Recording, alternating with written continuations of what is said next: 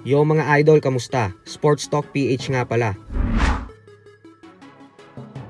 Ang opinyon ni Garcia, pag-usapan natin yan mga idol. Ngunit bago ang lahat ay huwag kakalimutang mag-subscribe at i-click ang notification bell button for more sports talk. So dahil nga po sa umiingay ngayon ang potensyal na rematch sa pagitan ng ating pambansang kamauman ni Pacquiao at undefeated 5 Division Champion Floyd Mayweather Jr.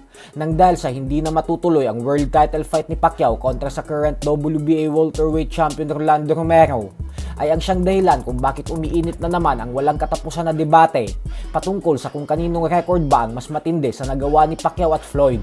Ang pagiging 8 division champion ba ni Pacman o ang pagiging undefeated 50-0 record ni Mayweather?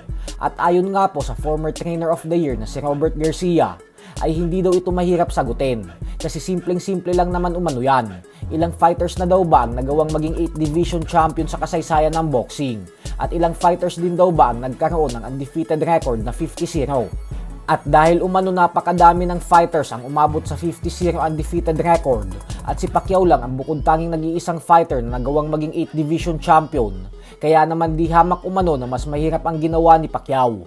Dagdag pa ni Garcia na napaka-imposible na daw mabasag ng record nito at kumbinsido umano siya na wala nang kahit sinong fighter ang makakahigit pa dito. Habang ang pagiging undefeated fighter naman daw ay tumingin ka lang umano ngayon sa mga aktibong boksingero ay sandamakmak ng fighters ang makikita mong walang talo. Napakadali lang daw nitong gawin basta marunong kang mamili ng kalaban. Pero ganun pa man nga po ay depensa naman ang mga tagahanga ni Floyd na oo, madali lang daw talaga maging undefeated fighter at humakot ng 50 panalo nang hindi ka natatalo. Pero ibahin umano natin ang ginawa ni Mayweather kasi kalahati umano sa 50 wins nito ay kontra sa mga world champions. Dahilan umano kung bakit hanggang ngayon ay si Mayweather pa din ang may hawak ng record bilang pinakamadaming kampiyon na tinalo. Sa kabilang banda naman mga idol ay dahil naglabas na ng kani-kanilang mga Fighter of the Year para sa 2025 ang iba't ibang boxing pages. Kaya naman naglabas na din po tayo ng 2025 Sports Talk PH Fighter of the Year. At ang ating napili po para sa award na ito ay walang iba kundi ang pambato natin sa bare knuckle boxing na si Rolando D.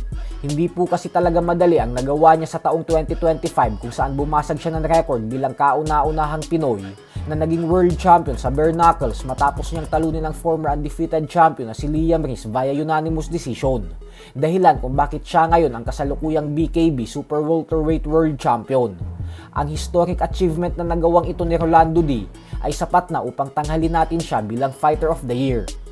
Samantala, matapos nga pong umatras ng Mexican superstar Canelo Alvarez sa alok ng IBF sa kanya na labanan si Oslis Iglesias para sa bakanteng IBF Super Middleweight World Title Belt, nang dahil sa nagpapagaling pa siya sa kanyang injury, ay si Jaime Munguia naman nga po ang sunod na inalok ng IBF na lumaban para sa nasabing bakanting titulo.